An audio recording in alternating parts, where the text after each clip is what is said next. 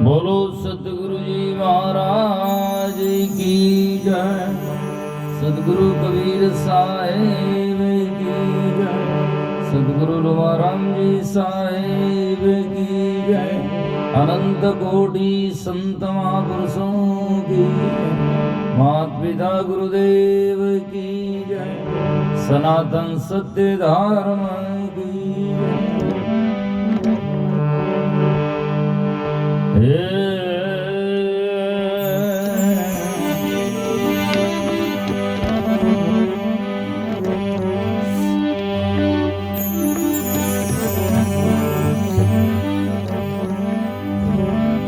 वंदो सत्य कबीर के चरण कमल सिर नाई। जासु ज्ञान दिन कर निकारा। ब्रह्म तम देद न साई। बंदी छोर दयाल प्रभु विघ्न विनाशक नाम। शरण शरण वंदो चरण सब विधि मंगलदान। मंगल में मंगल करण मंगल रूप कबीरा। ध्यान धरत नासत सकल कर्म जनित भव पीरा।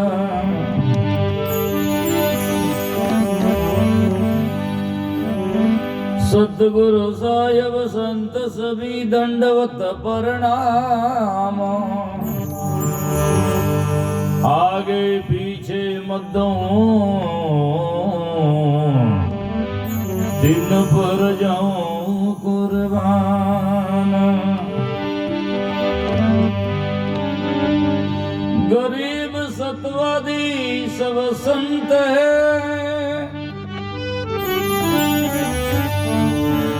आप ही आप की धाम।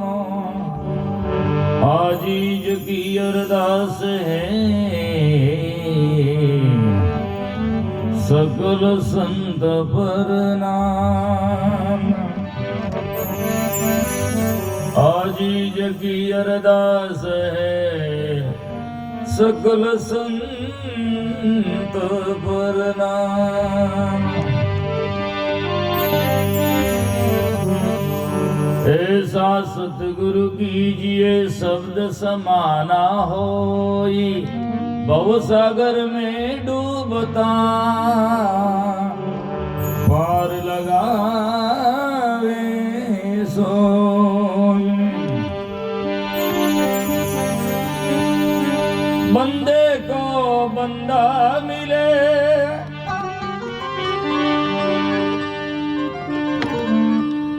छूटे कौन उपाय।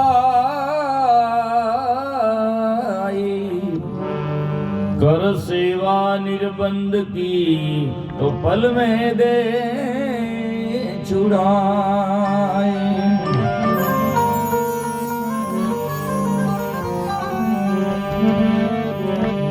भवसागर से पार जो चाहिए जान को। खेवट भेदू तलाश कीजिए। घाट और बाट के भेद का मेर में उसी की नाव पर पांव दीजिए। शब्द की नाव पर चढ़े जो धाई के। पार हुए नहीं पांव भीजे।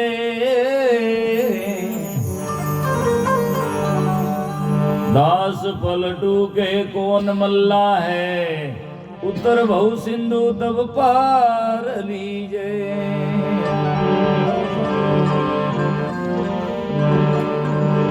दास पलटू के कौन मल्ला है। उत्तर बहु सिंधु तब पार लीजे।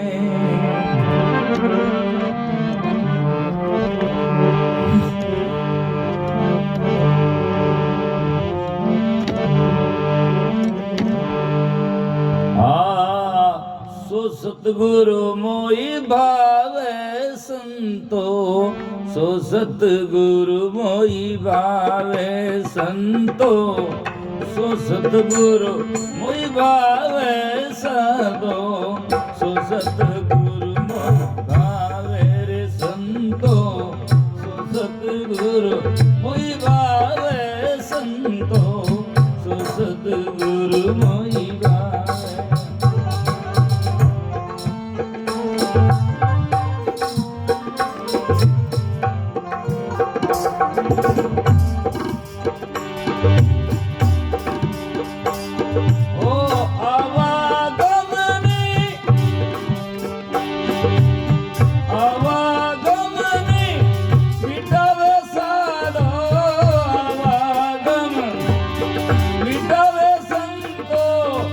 सतगुरु मोहि भावे, सतगुरु मोहि भावे साधो, सतगुरु मोहि भावे साधो, सतगुरु मोहि भावे।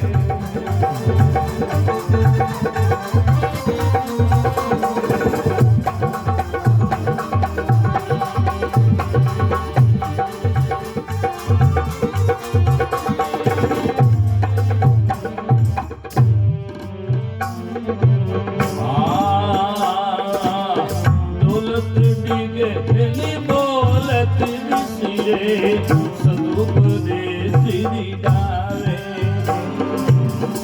दौलत डिगे मौलत बिसरे, सदुपदेश दिलावे साधो, सदुपदेश दिलावे।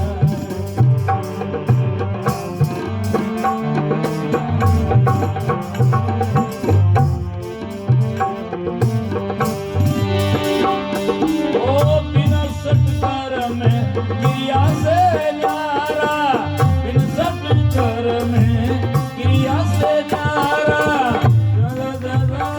सिखावे साधो, सिखावे संतो, सो सतगुरु मोहि भावे साधो, सतगुरु मोहि भावे।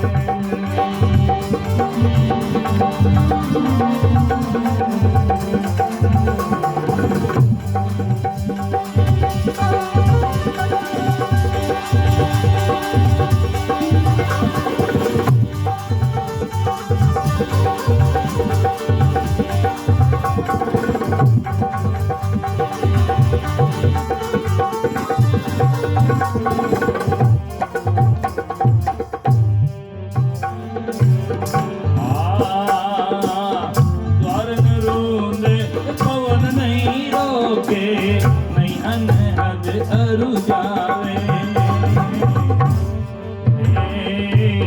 वरण रोंदे पवन नहीं रोके, नहीं अनहद अरु जावे संतो, नहीं अनहद अरु जावे।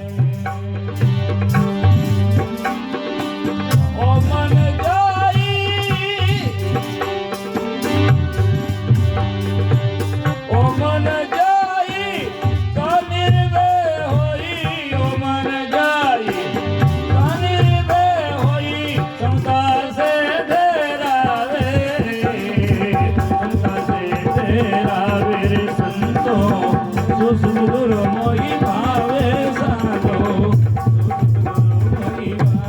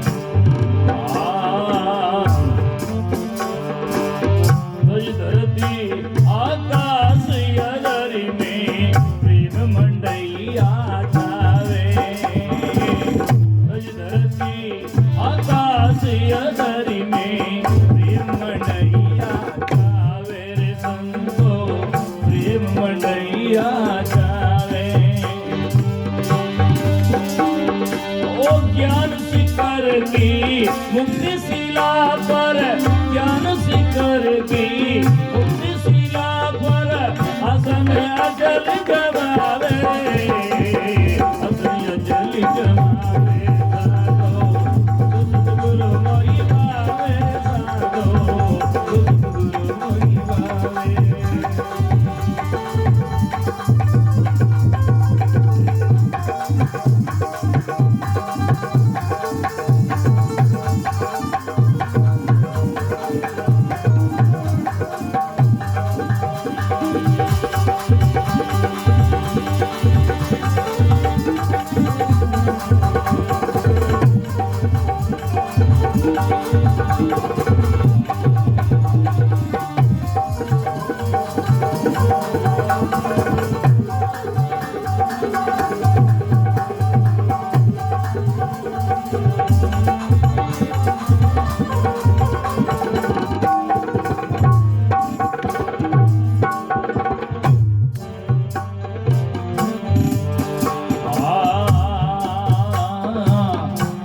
करम रेवे निष्कर्मी ऐसी युक्ति बतावे हरे करम रेवे निष्कर्मी ऐसी युक्ति बतावे रे संतो ऐसी युक्ति बतावे सदा आनंदी सदा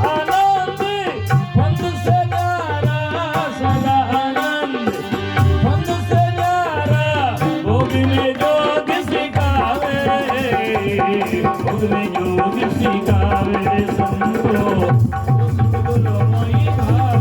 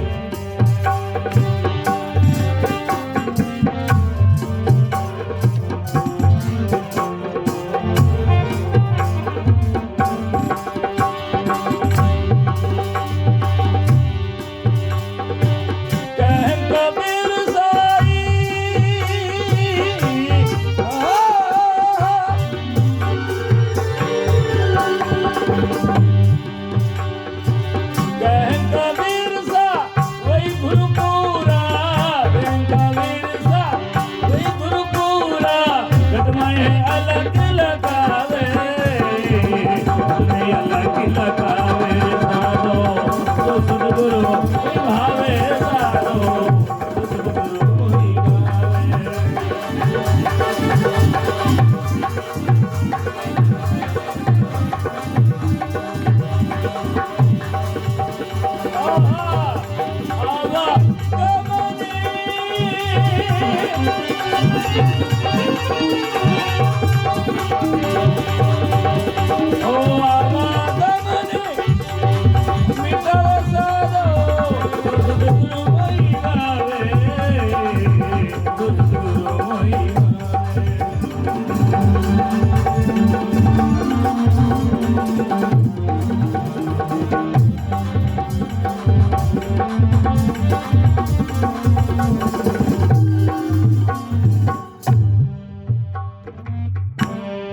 बोलो सतगुरु जी महाराज की, सतगुरु कबीर साहिब की, सतगुरु लुगाराम जी साहिब की, अनंत कोटि संत महापुरुषों की जय हो।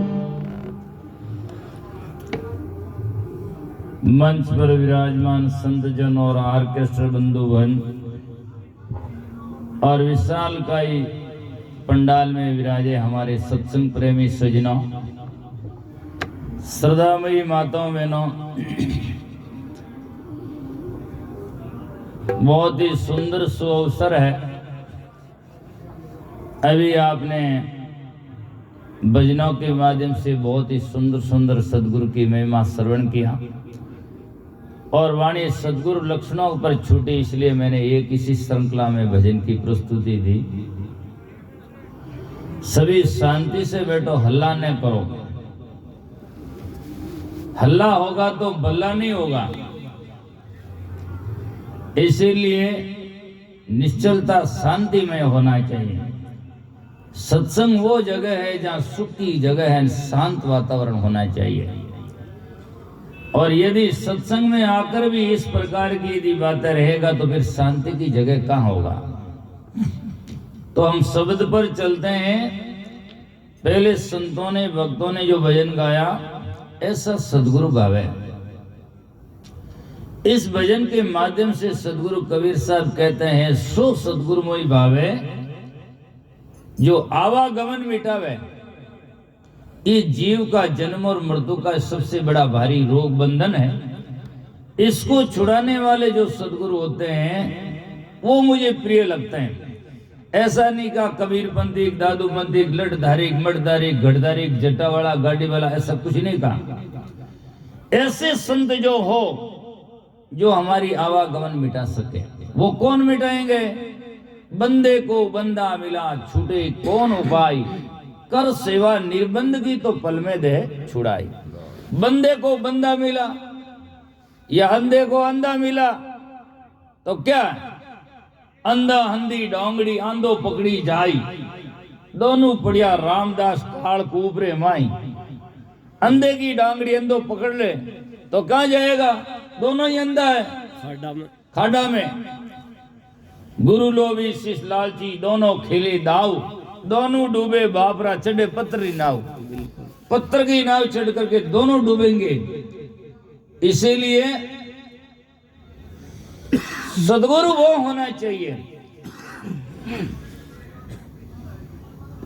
इस पर एक उदाहरण देता हूं कि बंदे को बंदा कैसे मिले या कैसे छूटे। एक बार एक राजा साहब के दरबार में राजपुरोहित मंत्री रहता और राजा साहब सजनों मंत्री इसलिए रखते हैं कि कभी भी जाकर के कोई शंका समाधान हो या विपदा हो उसका निवारण करे। एक दिन की बात है कि राजा साहब के ऊपर कोई बड़ी विपदा आई और राजा को ऐसा महसूस किया कि ये पूरा संसार झंझट है, बंधन है, तो ये कैसे छूटेगा। तो राजा ने अपने राजगुरु पुरोहित को बुलाया और बुलाया रखा। बोले भाई इधर आओ। बोले क्या? कि भाई ये बंधन कैसे छूटेगा, ये झंझट कैसे छूटेगा। अब वो भाई साहब राजगुरु वो भी कभी ऐसी बातें सुना नहीं, समझा नहीं, और उन्होंने सोचा कि अब क्या बताएं, और नहीं बताएंगे तो राजा साहब नौकरी से बाहर निकाल देंगे, जाओ घर अपने, प्रश्न का जवाब नहीं। तो राजगुरु ने कहा साहब 2 दिन की मोहलत दो, फिर आकर मैं आपको जवाब दूंगा। बोले कोई बात नहीं, जाओ। अब राजगुरु का जाकर के सजना चेहरा मायूस हो गया और घर गया तो उसकी पत्नी बोली आज कैसे हो, आज उदास कैसे हैं। बोले उदास क्या है, राजा साहब ने कभी प्रश्न पूछा ही नहीं, और आज प्रश्न पूछा तो ऐसा पूछा मुझे आता नहीं, और नहीं आएगा तो राज दरबार से बाहर निकाल देंगे, परिवार क्या खाएगा, कैसे होगा, ये जीवन निर्वाह कैसे होगा। तो प्रश्न क्या है? बोले बंधन कैसे छूटेगा। तो आपको नहीं आता तो मेरे को तो क्या आता है। अब राजगुरु ने सोचा इसका निवेरा कहां हो। वो मायूस होकर के कहीं न कहीं खोजें कि ऐसे कोई संत गुरु मिले, इसका कोई जवाब खोजें। तो चिंता चेहरा लेकर के सुजना बाहर निकला, गया गया काफी आगे गया, एक दिन दूसरे दिन गया, आगे कोई गांव में बाहर महाराज का आश्रम, बड़े विलिप्त महात्मा रहते, और महात्मा के पास में युक्ति होती है, और जब आदमी को गर्मी लगती तो छाया में जाता है। ऐसे ही जब आदमी, दुनिया भी ऐसी है कि जब दुख आता तो महाराज के पास में जरूर जाते हैं, कोई न कोई उपाय खोजें। महाराज के पास में पहुंचा, महाराज ने उसका चेहरा देखकर बोला, बोलो भाई क्या कुशल सेम कैसा है? तो चेहरा देखते उनको मालूम पड़ा कि कोई चिंता में है। बोला साहब कुशल सेम तो क्या है, एक परिस्थिति है। बोले क्या है? कि मैं राज दरबार में राजगुरु हूं और राजा साहब ने मेरे से प्रश्न पूछा, मुझे उत्तर नहीं आया, और जब उत्तर नहीं मिलेगा तो राजा मुझे बाहर निकाल देंगे और मेरी जीविका कैसे चलेगी। बोले वो प्रश्न क्या है? बोले बंधन कैसे छूटेगा। संत जी बोले बस इतना ही? बोले हाँ साहब इतना ही, हमारे लिए बहुत बड़ा है। बोले कोई बात नहीं, इसका जवाब मैं दे दूंगा। राजगुरु बोले आप दे देंगे तो आपको रख लेंगे, मेरे को तो बाहर निकाल देगा। ठीक, आपको निकालेंगे, भाई प्रश्न का जवाब तो ये दिया है। लेकिन संत का हृदय सजना बहुत ही करुणा में होता है, संत दयालु होते हैं। बोले नहीं ऐसा नहीं, मैं एक युक्ति बताऊं, वैसा तुम करना तो तुम्हें नहीं निकालेंगे और जवाब मैं दे दूंगा। ठीक है। बोले कैसे? कि कल मैं तुम्हारे घर आता हूं और हम दोनों साथ में चलेंगे, ठीक है। और जब राजा आपको प्रश्न पूछे तब तुम ऐसे बोलना कि इतना छोटा प्रश्न क्या, मैं तो बहुत बड़ा विद्वान हूं जी, और मेरा इतना छोटा प्रश्न का जवाब तो ये मेरा चेला भी दे देगा। ठीक। ऐसे कह देना। हाँ अब की बात ठीक है, ये बात ठीक है। तो आप दोनों ही पहुंचे सुबह दूसरे दिन। संत जी, महाराज जी, विरक्त महात्मा और ये राजगुरु आत्मा दोनों ही पहुंचे। राजा तो इंतजार में ही था 2-3 दिनों से। बोले भाई अरे राजगुरु जी कहाँ चले गए, प्रश्न का जवाब दो। अरे साहब मेरे थोड़ा काम हो गया और मैं तो बहुत बड़ा विद्वान हूँ, इतने छोटे प्रश्नों का जवाब तो ये मेरा चेला ये भी दे देगा। जो क्या अच्छी बात है। आओ सा महाराज जी जवाब दो, बंधन कैसे छूटेगा। महाराज जी बड़े विरक्त महात्मा आकर खड़े हुए। बोले आप बताओ पहले तो ये मुझे कि प्रश्न पूछता वो कहाँ खड़ा रहता है और प्रश्न का जवाब देता वो बड़ा होता वो कहाँ बैठता है। ठीक है। और आप जानते हैं कि भरा हुआ कोई भी बर्तन होता ऊपर करते हैं और जो खाली है उसमें भरते वो नीचा करते उसमें भरा जाता है, सभी संचालित होता है। आज ये संतों का मंच क्यों लगाया है कि यहाँ संत भरे हुए बैठते हैं और यहाँ की भक्ति साधना जो खाली है उसमें चली जाती, संचालित होती है। जय हो। तो राजा साहब बोले साहब प्रश्न देने वाला जवाब देने वाला तो बड़ा होता है, तो आप तो सिंहासन पर बैठे हैं और मैं जवाब देने वाला नीचा खड़ा हूं, ऐसे ऊपर थोड़ी जाएगा।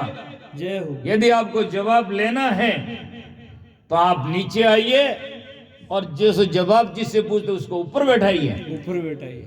राजा तो बड़ा जिज्ञासु था और कहा लो साहब आओ सिंहासन पर बैठो। जय हो। राजा साहब को बैठ जाकर के राजा साहब नीचे उतर गए और संत जी आकर सिंहासन पर बैठ गए। अब सिंहासन पर बैठे कहा बोला राजा तो मैं हूं अब सिंहासन पर। ठीक है। संता ने ऑर्डर दिया अरे भाई इलकारा इधर आओ। जय हो। राजा के दरबार के सामने 2 चौक पड़ा था लंबा और उसमें 2 खंबे थे खड़े 100 फुट की क्षति से बीच में।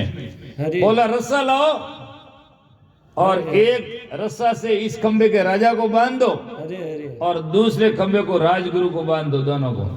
अरे लाए ऑर्डर दिया और दोनों को रस्सा से बांध दिया और बांध कर अब राजा को संत जी कहते हैं कि राजा साहब क्या राजगुरु को खोलो। जय हो। राजा साहब कहते हैं मैं कैसे खोलूंगा, मैं तो बंधा हूं। कि क्यों नहीं खोल सकते हैं। तो क्या मैं तो खुद बंधा हुआ हूं जी, तो कैसे खोल सकता हूं। राजगुरु से कहा राजगुरु आप खोलो। आप खोलो राजा साहब को। कैसा मैं तो कैसे खोल सकता हूं। तो क्यों नहीं खोल सकते हो, क्या मैं खुद बंधा हुआ हूं। ठीक है। तो बोलो आप दोनों बोलो कौन खोल सकता है। जो खुला हुआ हो। तब एकदम दोनों के मुख से निकला जो खुला हुआ है वो खोल सकता है। बोले प्रश्न का जवाब हो गया बंदे को बंदा मिला छूटे कौन उपाय, कर सेवा निर्बंध की तो पल में दे छुड़ाए। जो खुला है, जो बंधन में नहीं है, वही बंधन खोल सकता है। और जो बंधन में, आप ही बंधन में हैं, राजगुरु जी बंधन में हैं, तो बंधन नहीं छूट सकता। बंधन से छूटे हुए मुक्त महात्मा है, उनके चरण शरण में जाएंगे तो बंधन खुलेगा, अन्यथा नहीं खुल सकता है। तो इसीलिए सज्जनों, संत महापुरुष कहते हैं सो सदगुरुमय भावे और आवागमन मिटावे। जय हो, जय हो। फिर कहते हैं कि डोलत डिगे न बोलत बिसरे, बोलत नहीं बिसरे। कहीं भी डोलते रहते हैं तो वो अपने पद से, ज्ञान से या साधना से विचलित नहीं होते। डोलत डिगेल बोलत नहीं बिसरे, सत उपदेश दिड़ावे। और तज सठ कर्म, योगियों के 6 कर्म है, नेति धोती वस्ती कुंजर त्राटक है और नोड़ी कर्म है। और जाकर के ये 6 कर्म है, वो भी संत उसमें जाकर के नहीं दिड़ाते हैं। इससे कर्म से शरीर साफ जरूर हो सकता है, लेकिन भजन कल्याण मां भी हो सकता है। इसीलिए जाकर के पंचभौतिक शरीर है, और इसलिए मान लो बढ़ा भी दो, थोड़ा दिन स्वस्थ होता है तो थोड़ा दिन और जी सकता है। आखिर में कहा, आखिर में तो मरना ही है, तो इसीलिए उससे कल्याण नहीं हो सकता है। तो तज सट क्रिया से न्यारा सहज समाज लखावे। सदगुरु कबीर साहब की और संतों की वाणी सहज में है, सहज समाज भली है। जागते सोते उड़ते बैठते चलते फिरते जीवन में सहजता आनी चाहिए। और खांचा दान से करोगे तो सजना आध बीच में मरोगे। और क्या है, आज कुंभ मेला में जाकर आप देखो, कई महाराज कोंटों पर सोते हैं, कई महाराज खड़ी महाराज है, कई एक हाथ ऊंचो करियोड़ो है, कई और कुछ करियोड़ो है। इससे क्या है, ये तो हटवाद है। मैं एक बार गया, अभी भी गया था पहले, और हाँ बंधन में पड़े हुए। हाँ, एक बार मैं गया था पहले उज्जैन की कुंभ में, तो एक महाराज खड़े थे, उनके पांव खंबा जैसे हो गए और पांव में रस्सी मवाद पड़ रहा है। तो मैंने देखा, मैंने कहा महाराज जी नीचे बैठ जाओ। कि नहीं, कि क्यों? कि मेरा नेम है, 12 साल को नेम है। मैं क्यों, मने तो पहले मरनो गए में, ये क्या नेम है? ये कोई नियम हुआ? ये तो कोई पूर्व जन्म का बोलो और दंड होगा जाकर के। इससे क्या है, वो आप अपने विचारों से बैठ भी नहीं सकते, तो क्या दूसरे को बैठा सकते हैं? क्या सत्संग और ज्ञान सुना सकते हैं? क्या उनका जीवन का कल्याण कर सकते हैं? ये तो बहुत हटवाद है, इसे हट योग कहते हैं। इससे कल्याण की संभावना नहीं है। इसलिए सजना संत महापुरुष कहते हैं कि तज सट कर्म क्रिया से न्यारा सहज समाज लखावे। और हट आदमी कितनी देर करेगा? 1 घंटा, 2 घंटा, 5 घंटा, 50 साल भी कर ले तो 51वें साल में टूट जाएगा, है ना। जब तक सहजता नहीं आएगा तो जाकर के कितने वर्षों के बाद में, यदि आदमी ने ध्यान किया, घंटा किया, 2 घंटा किया, 3 घंटा, 5 घंटा, 10 घंटा, 12 साल किया, लेकिन उठेगा तब तो टूटेगा, है ना। और जिसकी सहज समाधि होगी, सहज में साधना हो गई है, वो चलते फिरते उड़ते बैठते जागत सोवत कबो नहीं बिसरे, ऐसी तारीख लागी। अरे संतों, सहज समाधि भली है, जब से दया भई सतगुरु की विरति कहुना चली है। इस प्रकार से तो इसलिए कहा गया, द्वारन रूंदे आंगन मूंदे, द्वारन रूंदे नहीं अनहद अड़ जावे। अनहद सुनते हैं, कोई कानों में अनहद सुनते हैं, कोई प्रकाश देखते हैं, तो क्या हो गया? प्रकाश तो जब तक शरीर है तो मंदिर में दिखेगा, शरीर छूटा फिर प्रकाश छूटा, अनहद सुनता है, लेकिन कब तक सुनेगा? जब तक जाकर के सजना, जब यदि शरीर भी छूट जाएगा तो अनहद कहाँ सुनाई देगा? नहीं देगा। तो इसलिए सुनने वाली, देखने वाली चीजें जितनी है वो दृश्य है, और वो देखने वाला दृष्टा है। उसको समझने के लिए संत महात्मा इशारा करते हैं और वो समझाते हैं। तो कहते हैं, आंगन मुंदे द्वार मुंदे नहीं अनाद वालू जावे, ओ मन जाए कहा निर्भय होई समता से ठहरावे। इस जगह में, ज्ञान की जगह में जाकर ठहर जाए मन ज्ञान से, उसका नाम वास्तविकता है। फिर कहते हैं, तज धरती आकाश अंदर में प्रेम मंडया छावे। धरती यदि इंद्रिया और आकाश में शून्य में, तज धरती आकाश अंदर में प्रेम मंडया छावे। ज्ञान शिखर की मुक्ति शिला प्रासन अचल जमावे। ज्ञान का शिखर है, वही मुक्ति की शिला है। ज्ञान का शिखर क्या है? ज्ञान सोई जो आत्म चीने और ज्ञान कछु नहीं। दसों दिशा का छोड़ आसरा मगन रहे मन माई। माई। ज्ञान की प्रकाष्ठा ये है, आत्मा का ज्ञान होना चाहिए। बाकी खाना पीना उठना बैठना लोभ मोह का ये ज्ञान तो सबका है, पशु पक्षी को। हाँ, लेकिन सजना आत्मा का बोध नहीं है। और आत्मा का बोध नहीं है तो सोचो अभी जाकर के कल्याण का शोध नहीं है, कुछ भी नहीं हो सकता है। इसीलिए ज्ञान की प्रकाष्ठा सीमा है, वही मुक्ति की शिला है। और ज्ञान हो गया तो सजना अंधकार सब खो गया और वो आत्मा इस संसार में सुखी हो गया, है ना। इस संसार की बात है। अब आगे लिखते हैं कि करे कर्म रेवे निष्कर्मी। जी। कर्म करता है लेकिन निष्कर्मी रहता है। तो ये क्या है, एक युक्ति है। जैसे पंच इंद्रियों हैं और पंच इंद्रियों का पंच भोग है। जैसे कान का भोग शब्द कुशब्द है, तो जाकर के कुशब्द ने सुनकर सुशब्द सुने तो भोग भी हो गया और परमात्मा साहिब के मिलने का योग भी हो गया। जय हो, जय हो। और आंख से जाकर के देखना रूप का रूप है, तो कुरूप नहीं देख करके संतों का स्वरूप का दर्शन करें और सुदृष्टि से देखें तो भोग भी हो गया और परमात्मा साहिब के मिलने का योग भी हो गया, कल्याण भी हो गया। कल्याण भी हो गया। ऐसे ही जाकर के पंच इंद्रियों का सदुपयोग करें, न कि दुरुपयोग करें। सजनों, संसार में मैं कहता हूँ, कई साल भी मैं आया था तो मैं कहता रहता हूँ कि संसार की कोई भी वस्तु या अपने शरीर का कोई भी अंग अपने आप में न तो वरदान साबित होता है और न अपने आप में अभिशाप होता है। उसका सदुपयोग जो होता है वरदान साबित होता है और उसका दुरुपयोग किया तो अभिशाप होता है। जय हो। इसीलिए जीवन में एक उदाहरण छोटा सुन लो। जैसे एक नमक है, तो सब्जी में थोड़ा सी मात्रा क्षमता से डालोगे तो उसका स्वाद बढ़ जाएगा, अच्छा लगेगा। अच्छा लगेगा। और थोड़ा डाला स्वाद बढ़ा और आपने कहा कि सोचा इतना सा डाला इतना स्वाद हो गया तो मुट्ठी भर डाल दो, हाँ, और ज्यादा हो जाएगा, और स्वाद बढ़ जाएगा। तो मुट्ठी भर डाल दिया तो स्वाद बढ़ेगा नहीं, स्वाद खराब हो जाएगा, सब्जी फेंकना पड़ेगा। उसकी क्षमता है, उसका उपयोग है, जितनी जरूरत हो उतना ही काम लिया जाए तब तो स्वाद देता है। फसल में जितनी मात्रा में दवाई दो रोग घटाएगा, फसल अच्छी होगा, और ज्यादा फेंक दिया यदि तो और फसल का और नाश हो जाएगा। जय हो। ऐसे ही अति सर्वत्र वर्जिते, अति चीज सब जगह वर्जित है और जाकर के वो काम नहीं करती। इसीलिए जाकर के संत महात्मा कहते हैं कि सदुपयोग करना चाहिए। आपके पास में कितनी चीज है उसका महत्व नहीं, लेकिन आपके पास में चीज है उसका सदुपयोग कितना उसका महत्व है, है ना। आज आप जाकर के कितने महात्मा उसका महत्व नहीं, लेकिन महात्मा का शब्द आपने सुना कितना उसका महत्व है। यदि 50 महात्मा भी हो और आप सुनने वाले अच्छी तरह से नहीं सुने तो क्या फायदा होगा। और यदि आधा घंटा भी यदि आपने विवेक से सुना और यदि चुना तो आप जीवन बदल सकते हैं और जीवन का कल्याण होने में संदेह नहीं हो सकता है। इसीलिए करे कर्म रेवे निष्कर्मी ऐसी युक्ति सिखावे और कहते सदा आनंद फंद से न्यारा भोग में योग सिखावे। भोग करता है लेकिन वो निष्काम भावना से और विवेक से जाकर के सद्रहणी से और अच्छा कर्म करता है, और वो भी निष्काम कर्म से करता है, उसे भक्ति कहते हैं। तो ये है करे कर्म रेवे निष्कर्मी ऐसी युक्ति सिखावे, सदा आनंद फंद से न्यारा भोग में योग सिखावे। बाहर भीतर एक ही दर से दूजा भाव मिटावे, कहीं कबीर वही गुरु पूरा। कोई आदमी धीरे धीरे बातें कहते नहीं मारे, लास्ट में बिट्टो पौरी बात कहे, है ना। कूड़ता कूड़ता नहीं मेरे तो लास्ट में एटम बम देवे।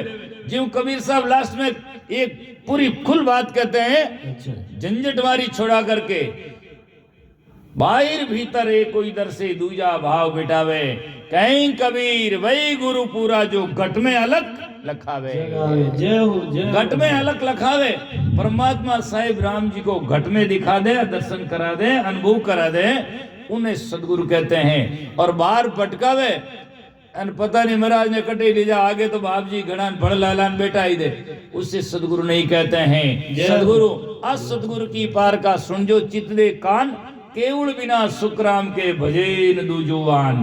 केवल एक का इष्ट की उपासना करते हैं और दिलाते हैं तो संतों सो सदगुरुमय भावे और आवागमन मिटावे। बोलो सतगुरु देव की जय हो, जय हो महाराज।